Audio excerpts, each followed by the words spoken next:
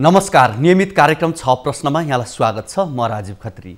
नेकपा दुई चिरा बनेपछि एउटा सत्तामा छ, अर्को सडकमा छ।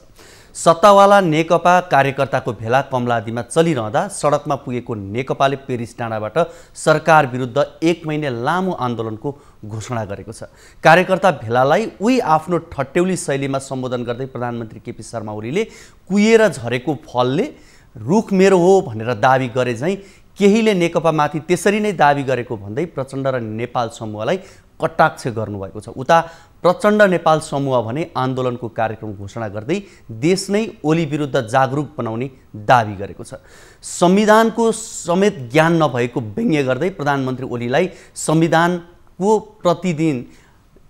प्रतिदिने सम्मको कार्यक्रम पनि आन्दोलनमा समेटिएको छ र कार्यकर्ता तानातानको अवस्थामा छन्। हिजो मात्र काठमाडौँमा ओली पक्षले बृहत कार्यकर्ता भेला पनि गरेका थिए।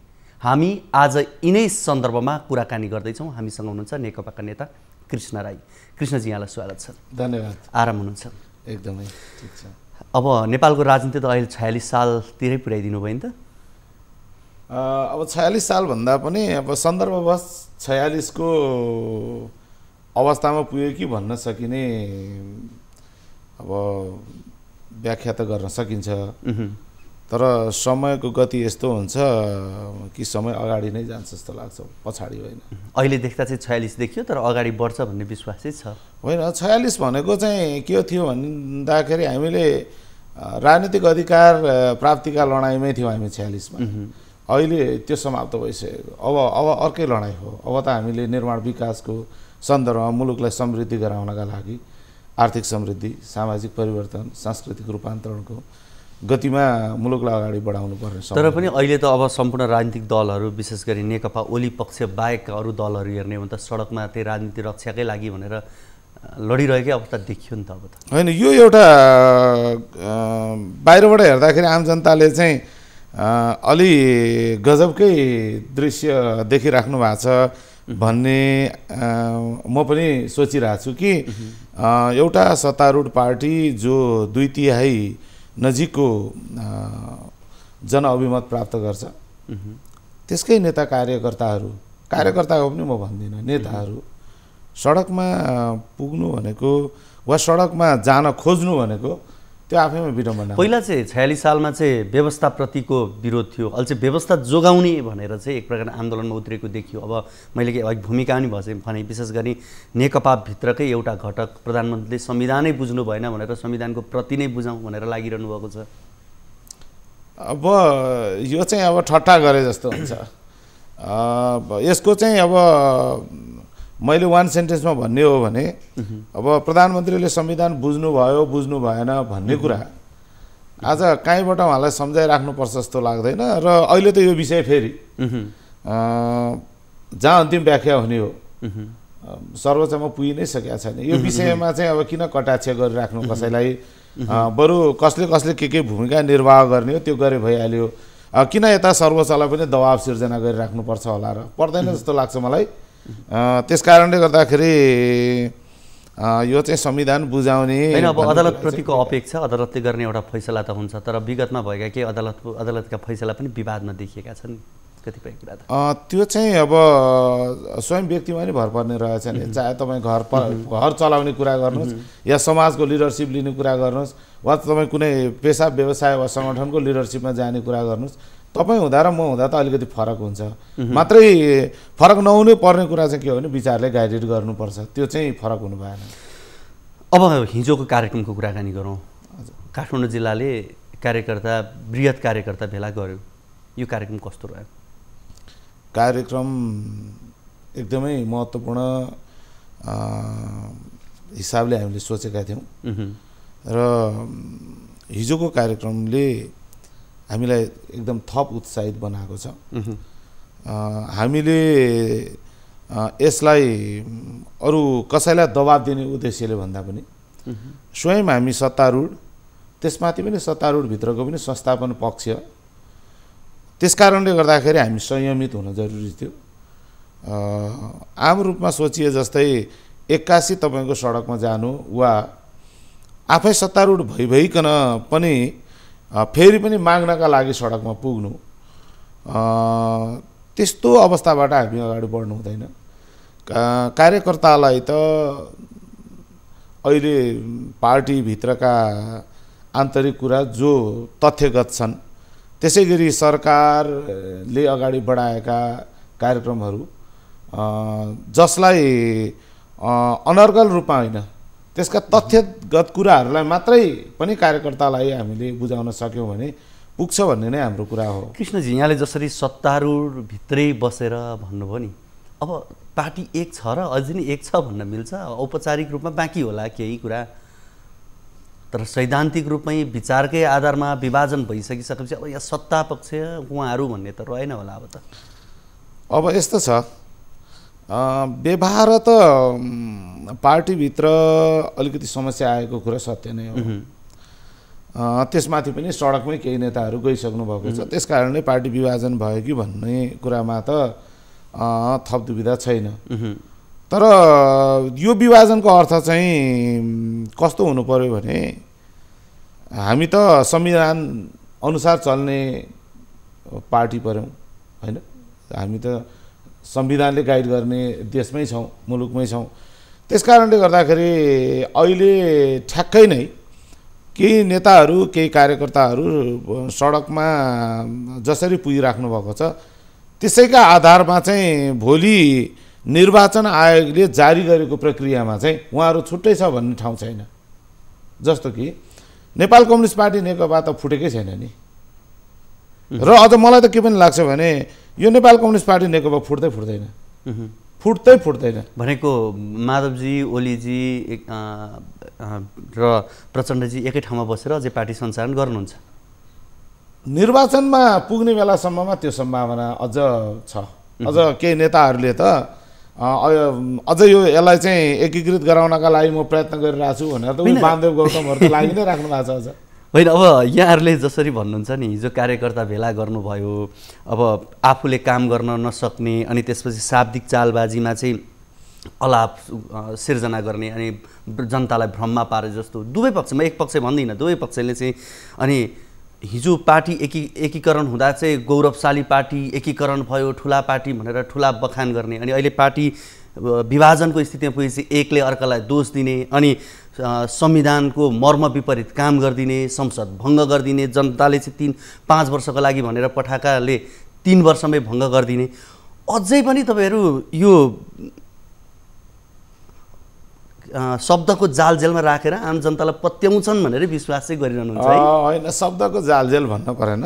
एउटा चाहिँ कुरा के हो भने राजनीति तपाईँ हामीले सरल हिसाबमा बुझे जस्तो यो सरल रेखा पनि होइन, तर सरल हुनुपर्ने हो, तर यो गन्जागोल चाहिँ यहाँहरूले नै बनाइदिनु हो नि त। त्यो चाहिँ अब यहाँहरूले भन्ने सन्दर्भमा चाहिँ के हुन्छ भने अब जस्तो म पनि एउटा राजनीतिको विद्यार्थी नै हुँ, त्योभन्दा पछाडि त तपाईँ जस्तै एउटा नागरिक नै हुँ। मैले पनि सोध्छु नि, मसँग पनि विवेक छ, मैले राजनीतिको ह्याङबाट मात्रै मैले सबै कुरा गर्दिनँ। यद्यपि दलमा लाए पछाडि सङ्गठनका दायराहरू हुन्छन्, के हुन्छन् त्यो आफ्नो ठाउँमा छ, तर मैले पनि विवेक गुमाएर चाहिँ होइन, मैले यहाँको जस अफ जसको मैले अहिले कुरा गरेको छैन। विशेष गरी जो नेतृत्वप्रति यहाँले काम गरिरहनु भएको छ, जहाँ कार्यकर्तै भनौँ एउटा नेता हुनुहुन्छ, आफ्नो तरिका दोस्रो पुस्ता तेस्रो पुस्ताको नेता हुनुहुन्छ, तर पनि त यहाँहरूको जिम्मेवारी पनि त आफ्नो ठाउँमा होला। तर तपाईँहरू पनि काहीँ न काहीँ गुट उपगुटलाई नै पक्रिदिनु भयो, पार्टी विवाद मिलाउनेतर्फ जानु भने हिजोको दिनमा विवाद सुरु हुँदै गर्दाखेरि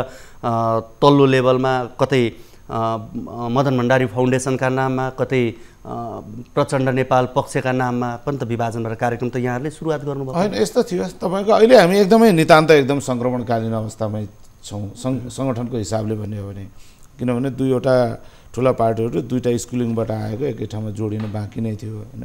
तलसम्मको कुराकानी गर्ने हो भने सदस्यताको प्रोसेसहरूलाई चाहिँ एकीकरण गर्न बाँकी नै थियो। अहिले अब माथि नेताहरूको सन्दर्भमा चाहिँ नेताहरूले केपी ओलीलाई हटाउनु पर्ने, प्रधानमन्त्रीबाट हटाउनु पर्ने, पार्टी अध्यक्षबाट हटाउनु पर्ने कुरा चाहिँ कहाँबाट आयो? हामी यहीँनिर जस्तो अहिले तपाईँले भन्नुभयो कि विकास निर्माणका सन्दर्भमा होइन, त्यस पछाडि तपाईँको पार्टी सङ्गठन निर्माण गर्ने कुरामा यसका पनि जिम्मेवारीहरूका कुरा छुट्टा छुट्टै थिए। कसले गरेन भन्ने कुराबाट जानु पर्यो, कसले जिम्मेवारी पाएको थियो कसले गरेन त्यहाँबाट जानु पर्यो। अहिले त अब राम्रो काम भएकोमा पनि केपी ओलीले जस कहीँबाट नदिने होइन, अनि त्यस पछाडि भएको जति सबै नराम्रो केपी ओलीको टाउकोमा हालिदिने, जिम्मेवारी चाहिँ तपाईँको छुट्टा छुट्टै लिने, त्यस्तो अवस्थाबाट पार्टीमा अलिकति केही समस्या आएको हो।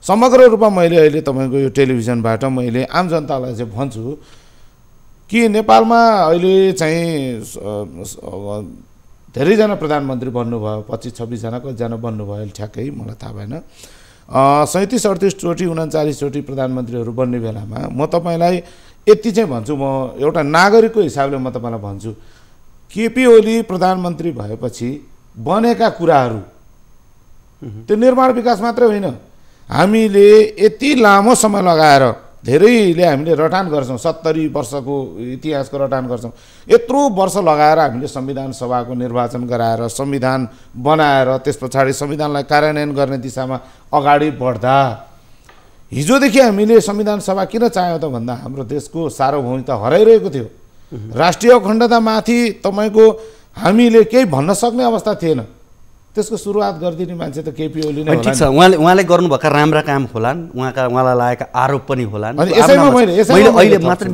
कुरा गर्न खोजेको व्यवस्थाका कुरा हुन्। जस्तो विशेष गरी उहाँले हिजोको दिनमा उहाँलाई त्यसरी नै काम गर्न मन थियो भने आम जनताले चाहिँ कार्यकारी प्रधानमन्त्री या राष्ट्रपति हुनुपर्छ भनेर तल्लो लेभलका व्यक्तिले भन्दै गर्दा त्यतिखेर संविधानमै व्यवस्था फरक बनाइयो।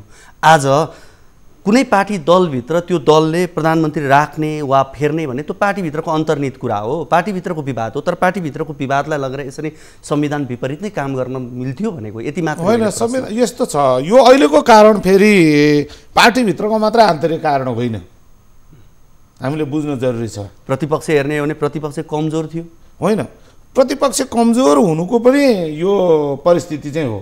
म तपाईँलाई भन्छु जस्तो कि चाहिँ नेपाल कम्युनिस्ट पार्टी नेकपाभित्रको चाहिँ आन्तरिक समस्याका कारण त अब यसो हेर्दा बाहिर प्रमुख कारण बन्यो, तर त्योभन्दा अरू प्रमुख कारणहरू पनि हामी दिन सक्छौँ। जस्तो अहिले चाहिँ संविधान बनेपछि संविधान कार्यान्वयन गर्नु पर्यो, संविधान कार्यान्वयनको पहिलो पाटो चाहिँ निर्वाचन थियो, निर्वाचन सम्पन्न गऱ्यौँ, त्यस पछाडि केन्द्रको सरकार बन्यो, प्रदेश सरकार बन्यो, स्थानीय सरकार बन्यो, संविधानका अन्तिम पातातिर 5 देखि 10 सम्म राखिएका अनुसूचीहरूलाई व्यवस्थापन गर्न बाँकी नै थियो। अधिकारका प्रश्नमा, त्यो अधिकारका प्रश्नमा एउटा प्रधानमन्त्री वा कुनै अमुक व्यक्तिले मात्र गरेर सम्भव थिएन, त्यहाँ एउटा दलले मात्र पनि गरेर सम्भव थिएन। अधिकारका बाँडफाँडका होइन साझा अधिकारका सूचीहरूलाई त्यो त केले गर्नु पर्यो, कानुनबाट गर्नु पर्यो। कानुन कहाँ निर्माण हुन्छ? यो संसदमा निर्माण हुन्छ। यो संसद कसरी बनेको छ? सबै दल छ, त्यहाँ प्रमुख प्रतिपक्ष पनि छ।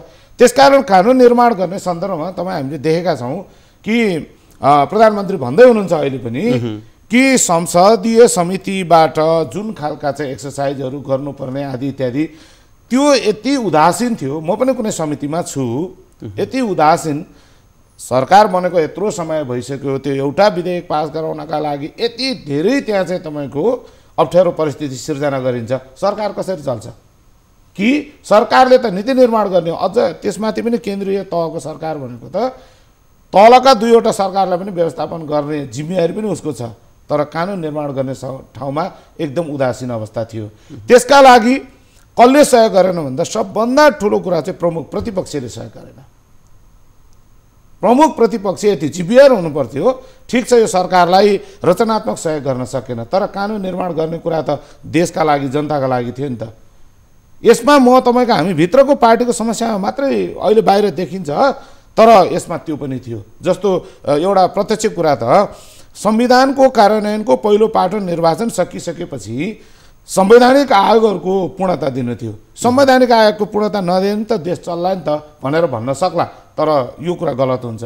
हिजो 47 सालको संविधानमा हामीले प्रजातन्त्र ल्याएर पनि हामीले त्यो व्यवस्थापन गर्न सकेनौँ र अहिले हामीले चाहिँ राष्ट्रिय गानमै सयौं थुङ्गा फुलका हामी एउटै माला नेपाली, अर्थात् बहुल जाति भाषा धर्म संस्कृति र भौगोलिक विविधताले युक्त यो मुलुकमा ती सबै पक्षलाई त्यहाँभित्र भएका चाहिँ विभेदहरूलाई अन्त्य गर्नका लागि भनेर आज चाहिँ तपाईँको संवैधानिक आयोगको व्यवस्था गरेको म भन्दैछु। संवैधानिक आयोगको व्यवस्था गर्दाखेरि यहाँलाई थाहा छ होइन, टेलिभिजन हेरिराख्नुभएका अब आदरणीय दर्शकहरूलाई पनि थाहा छ कि संवैधानिक आयोगको 6 जनाको बैठक बस्नै नदिने प्रधानमन्त्रीले नचाहनु भएको हो र कतिचोटि बैठक डाक्नुभएको हामीलाई थाहा छ। मिडियाबाट तपाईँहरूले प्रचार गरिराख्नु भएको छ।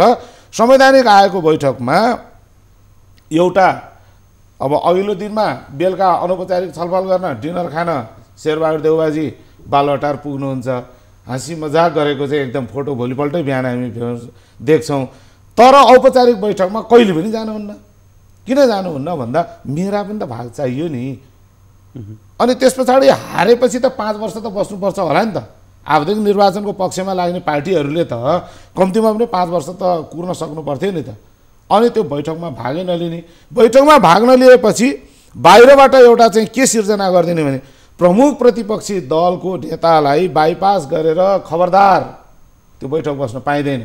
फेरि संविधानमा हामीले तपाईँले भने जस्तो के भएको छ भने प्रधानमन्त्री बहुमतले चुन्ने, सभामुख बहुमतले चुन्ने, देशको के अरे सरकारै बहुमतले चुन्ने, सबै बहुमतले चुन्ने। यो संवैधानिक चाहिँ परिषदको बैठक चाहिँ सर्वसम्मतिका साथ किन यसो भनेको भने हिजो दलहरू अलि विभाजित हुँदाखेरि अप्ठ्यारो परिस्थिति सिर्जना भयो। त्यस कारणले त्यसो नगरौँ भन्ने आधारमा यसलाई सर्वसहमतिका साथ अगाडि बढ्ने एउटा चाहिँ प्रावधान राखियो। अनि यसमा मैले भन्छु यसमा चाहिँ तपाईँको प्रमुख प्रतिपक्षी दल त्यसै गरी सभामुख, यद्यपि सभामुख अहिले 2टा सभामुख भए, 2टै सभामुख चाहिँ मेरो दलबाटै सिफारिस भएर गएको। तर त्यहाँ गइसके पछाडि सभामुख दलप्रति होइन प्रधानमन्त्रीप्रति जिम्मेवार हुनुपर्ने। त्यो जिम्मेवार नहुना कारणले अनि 2 जना उपस्थितै नहुने, अनि अघिल्लो चाहिँ सभामुखका कारणले चाहिँ उपसभामुख शिवमाया तुम्बा हामी पनि त्यहाँबाट हटेपछि जम्मा 3 जना बाँकी रह्यो। अनि 3 जनाको चाहिँ उपस्थितिले 80% उपस्थिति नभइकन संवैधानिक परिषदको बैठकै बस्नु नपाउने भन्ने भएपछि प्रधानमन्त्रीले कसरी चाहिँ यो निर्णय गर्न सक्नुहुन्छ। अनि त्यस पछाडि प्रमुख प्रतिपक्षीको दलको नेता पनि, अनि त्यस पछाडि हामी भित्रैका पनि केही नेताहरू, अनि त्यस पछाडि सदनमै गएर 2/3 नजिकको सरकारले खोइ त एउटा आयोग। अब मात्रै कुरा के भने जस्तो उहाँले ल अप्ठ्यारोमा पर्नुभयो, चारतिरबाट उहाँ घेरिनु भयो, अप्ठ्यारो स्थितिमा उहाँले कदम चाल्नुभयो भनिएला। तर यसले त गलत नजिर त स्थापित गर्यो। भोलिका दिनमा निर्वाचित भएर आउँदा पनि सरकार अप्ठ्यारोमा पर्ने, अप्ठ्यारोमा पारिने, यही हो व्यवस्था। योभन्दा त फरक जाने अवस्था छैन। कि त व्यवस्थाप्रति नै असन्तुष्ट हो भनेर प्रधानमन्त्रीले भन्नु पर्यो। कहीँ कतै बाहिर आजकल सुनिन्छ पनि तपाईँहरूकै पार्टीभित्रबाट सङ्घीयता अब खारेज हुनुपर्छ भन्ने यस्ता आवाजहरू पनि उठ्न थालिसकेका छन्, सल्लाह दिन थालिसक्नु भएको छ। संहिता खारेज गर्ने प्रश्न हाम्रो पार्टीभित्र आउँदैन, आएकै छैन। अब कसले कहाँ के बोल्यो होला त्यसको त के अर्थ हुन्छ र? संस्थागत रूपमा निर्णय हुनु न पर्यो, या संस्थाको तर्फबाट जिम्मेवार मान्छे प्रवक्ता वा पार्टी अध्यक्षले बोलेपछि नै त्यो आधिकारिक हुन्छ। अरूले बोलेर केही हुँदैन। त्यो त अब अहिले फेसबुकको जमाना छ, हेर्नुहोस् होइन। तपाईँ पत्रकारिता क्षेत्रमा हुनुहुन्छ, तपाईँलाई च्यालेन्ज गर्ने त सबै फेसबुकरहरू छ नि। तपाईँको जो पनि पत्रकार अहिले खल्तीमा चाहिँ लेखिदिइहाल्ने, त्यो पत्रकारिता होइन नि। तर एउटा संहिता खारेजका प्रश्न हाम्रो पार्टीमा आएको पनि छैन, आउँदा पनि आउँदैन। अहिलेको परिस्थितिमा त्यो हुँदा पनि हुँदैन। जहाँसम्म तपाईँको यसलाई राम्रो गराउनका लागि व्यवस्थै परिवर्तन गर्नुपर्छ त्यो पनि ठाउँमा जानु पर्दैन। त्यो ठाउँमा जानका लागि त जबकि हामी सबैलाई थाहा छ संविधान त तपाईँको 2/3 मतले मात्रै परिवर्तन गर्न सक्छ। अनि कसै एउटा पार्टी कुनै पार्टीले चाहँदैमा वा अमुक व्यक्तिले चाहँदैमा संविधान परिवर्तन होइन। अब 3 वर्षमा निर्वाचनको घोषणा गरिसकिसकेपछि अब निर्वाचनमा जानुको अर्थ के हुन्छ? फेरि हुने त त्यही नै होइन र भन्ने मात्रै कुरा होइन। त्यो त यस्तो हुन्छ, कहिलेकाहीँ के हुन्छ भने तपाईँले प्राप्त गरिरहेको चिज त्योभन्दा राम्रो गर्न चाहनुभयो भने तपाईँले म थप मेहनत गर्छु होइन, मैले यति समय चाहिँ यसका लागि म्यानेज गर्छु भनेर तपाईँले गर्न सक्नुहुन्छ नि होइन। कहिलेकाहीँ के हुन्छ भने अब अहिले चाहिँ प्रधानमन्त्रीले हिजो पनि भन्दै हुनुहुन्थ्यो अब छानै चुहिएपछि त छानो टाल्नतिर लाग्नु पर्यो होइन। अनि त्यो छानो चाहिँ टाल्ने कुरामा सहमत हुन्छ नि त जनता भन्ने चाहिँ एउटा प्रश्न चाहिँ ज्वलन्त प्रश्न हो। त्यो त यो प्रधानमन्त्रीको पार्टी अथवा मेरो पार्टी नेपाल कम्युनिस्ट पार्टी नेकपाले त्यहाँ त तपाईँको हामी योजना बनाउँछौँ, त्यसपछि कार्यकर्तालाई परिचालन गर्छौँ, आम जनतामा भएका कुरा राख्छौँ, नभएका कुरा राख्नु पर्ने र नगरेका कुराबाट चाहिँ हिन्ताबोध पालेर चाहिँ जनतामा चाहिँ शिर निहुराएर जानुपर्छ केही पनि गरेका छैन। त्यसकारणले हामी शिर ठाडो पारेर बरु यसो भन्छौँ जनतालाई, हामीले अघिल्लोचोटि चुनावमा जाँदाखेरि यो जीवनमा नेपाल कम्युनिस्ट पार्टी नेकपाले जीवनमा एकचोटि मात्रै तपाईँका भोट माग्न आएको 5 वर्षलाई भनेर भनेको थियौँ र हामी त अस्ति भोट माग्न गएका थियौँ र हामीले भनेका छौँ, हाम्रो घोषणापत्रले नि भनेको छ कि 5 वर्षमा देशै कायापलट गरिदिन्छ त भनेको थिएन, सुरु गर्छौँ भनेको थियौँ। र हाम्रो घोषणापत्रमा हामीले भने पनि छौँ आधारभूत रूपमा नेपालमा नबिग्रेको काहीँ पनि ठाउँ छैन, फाउन्डेसनदेखि तयार गर्नुपर्छ। त्यसकारण पहिलोचोटि हामी 5 वर्ष सरकार 2/3 बहुमतको चलाउन दिनुहोस्, त्यसपछि फेरि आउँछौँ भनेका छौँ नि त। त्यसकारण अब 5 वर्षपछि जानुपर्ने, अब देशकाल परिस्थितिका कारणले 2 वर्ष अगाडि आयौँ भनेर हामी भन्छौँ नि, जनता जनार्दन भगवान् तिनै हुन्, तिनलाई हामी भन्छौँ हात जोडेर 2 वर्ष अगाडि किन आउनुभयो भन्ने प्रश्न त बग्रेलती जे कुरा चाहिँ बाहिर अनर्गल रूपमा चाहिँ प्रचार गरिएका छन् ती कुरा त जनताका बीचमा गएर जनताका घर दैलोमा उनीहरूसँगै हातेमालो गरेर चिरेरै हामी निर्वाचनबाट ठ्याक्कै अहिले भएका ठिक छ सबै दलमा चाहिँ सबै नेताहरू वा कार्यकर्ताहरू अब दुधले धोएका त हुँदो रहेछ नि त। अब जनतालाई भन्छौँ ठिक छ, केपी ओलीले पनि भन्नुहुन्छ, उहाँले पनि भन्नुभएको छ म नै खराब हो भने मलाई हराउनु पर्यो।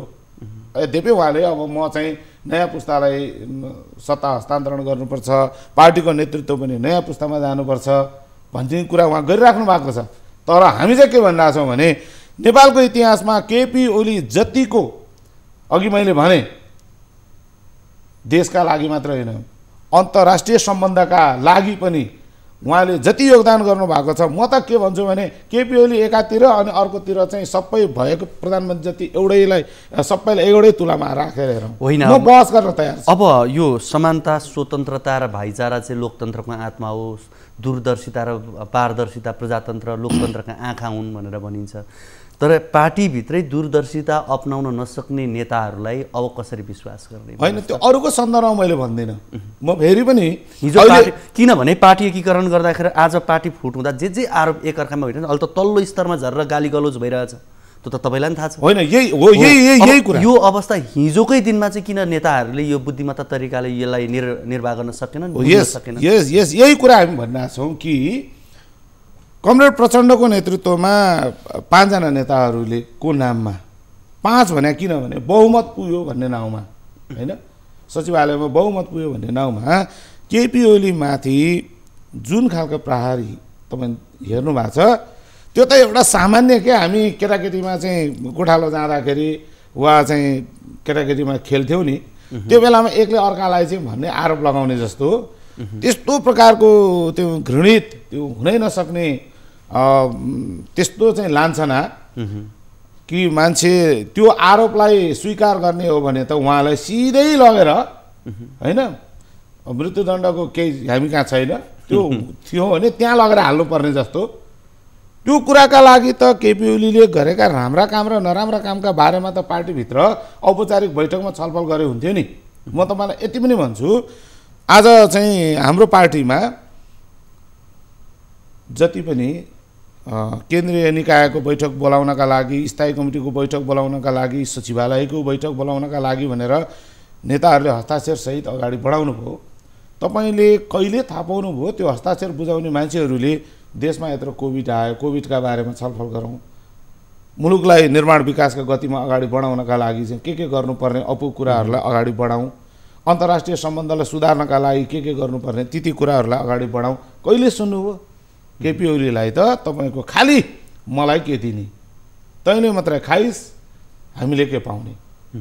अघि मैले भने जस्तो शेरबहादुर देउवा पनि त्यही चाहने, त्यहाँ चाहिँ त्यो आयोगमा के चाहने, त्यस पछाडि अर्को चाहिँ प्रचण्डलाई पनि चाहने, फेरि प्रचण्डलाई दिएपछि माधव नेपाललाई पनि चाहने, हुँदा झलनाथ खनालको नाममा पनि चाहने होइन। मलाई आज भन्न लाज लाग्छ, मेरै नेताहरू हो, उहाँहरूलाई मैले नाम किटेर भनिराख्दाखेरि मलाई अप्ठ्यारो छ। तर अब उहाँहरू लिडरसिपमा रहेका मान्छेहरू जसरी अगाडि बढ्नुभयो यो कुरा चाहिँ एकदमै गलत नै हो। अब पार्टीले वैशाखमा चुनाव घोषणा गरेको छ, सबैले पत्याइ त दिएका छैनन् नि? होइन अहिले नै अब पत्याउने वातावरण तयार नभइसकेको पनि होला। मैले अघि भने अब बिस्तारै बिस्तारै सबै दलहरू अब निर्वाचनका तयारीमा जान्छन्। यद्यपि दलहरूले निर्वाचन आयोगको निर्णय कुरा छ, निर्वाचन आयोगले अदालतको निर्णय कुरा होला होइन, त्यतातिर अहिले हामीले बहस गर्नै परेन।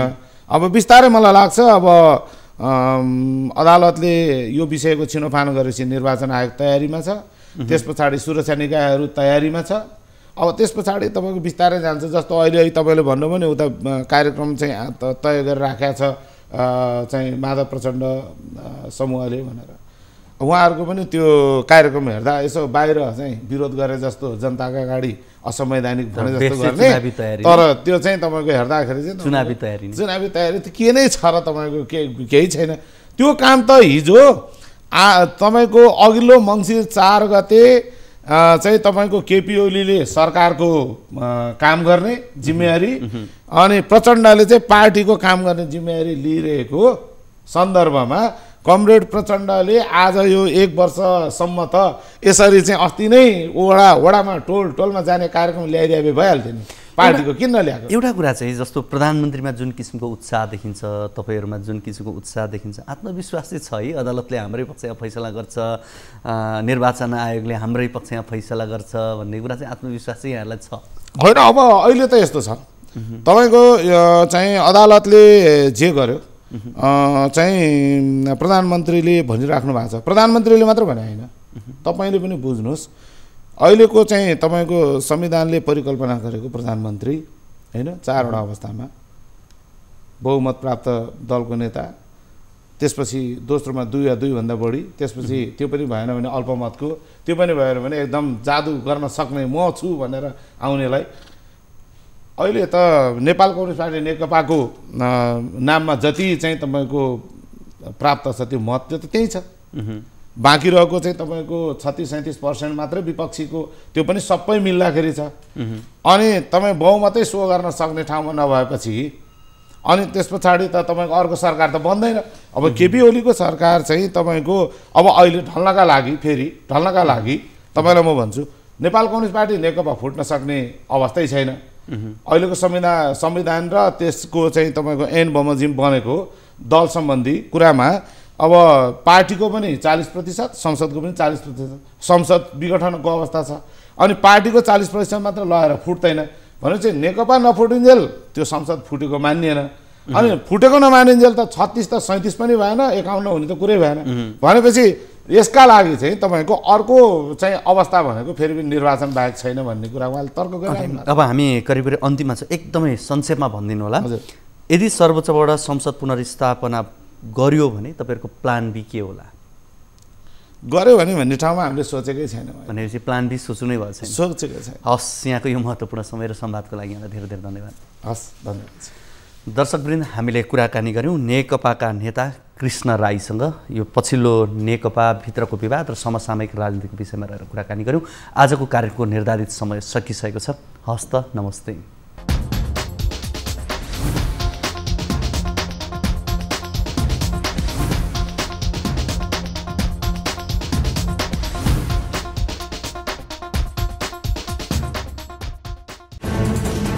कोरोनाले सृजना गरेको सङ्कटमा पल पलका न्युज अपडेट र हर क्षेत्रको कभरेजका लागि न्युज 24 नेपाल युट्युब च्यानललाई सब्स्क्राइब गर्नुहोला।